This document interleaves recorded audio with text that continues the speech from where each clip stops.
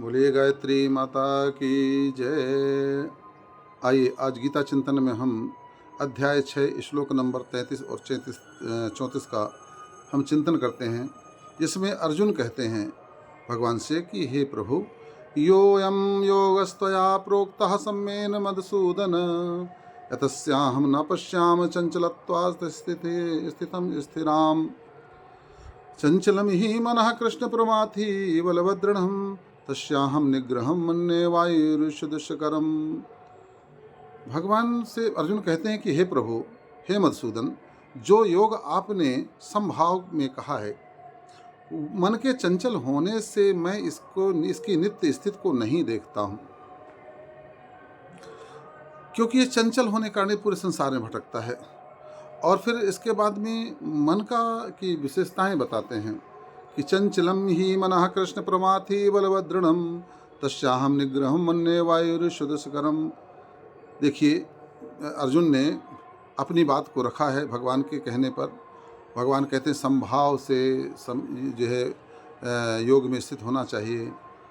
और तब अर्जुन कहते हैं कि आपने तो कह दिया, मगर इतना आसान नहीं है प्रभु ये सब करना, क्योंकि मन चंचल है। और चंचल मन कैसा है? 5 विश्लेषण दिए हैं।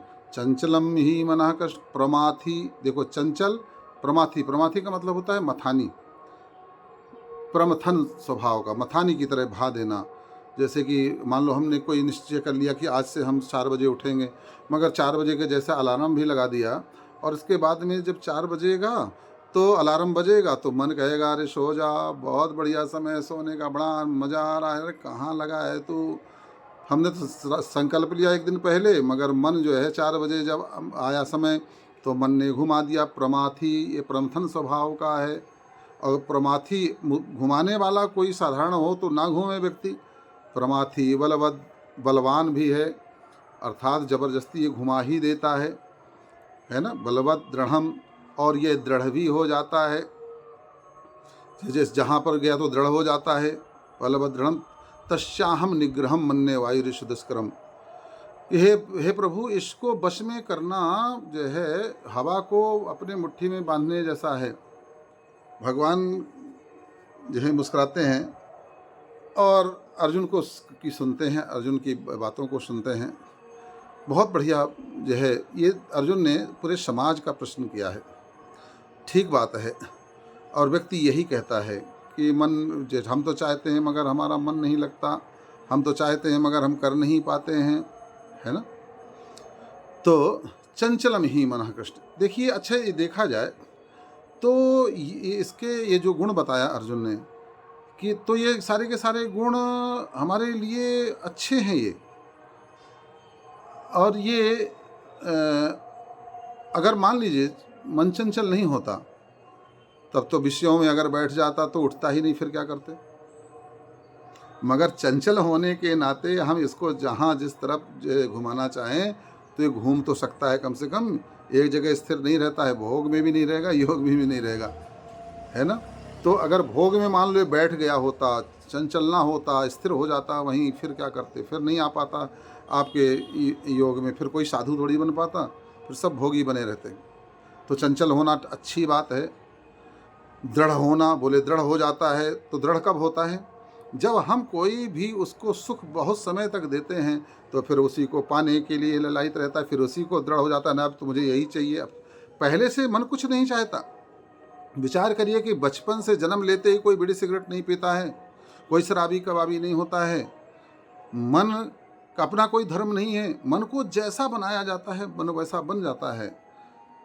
तो आपने जब जबरदस्ती इसको दारू पिलाया, सिगरेट पिलाया, बीड़ी पिलाई, तरह तरह के व्यसन दिए, फिर उनको मांगने लगता है। अर्थात आपके देने पर ही वह दृढ़ होता है उसमें।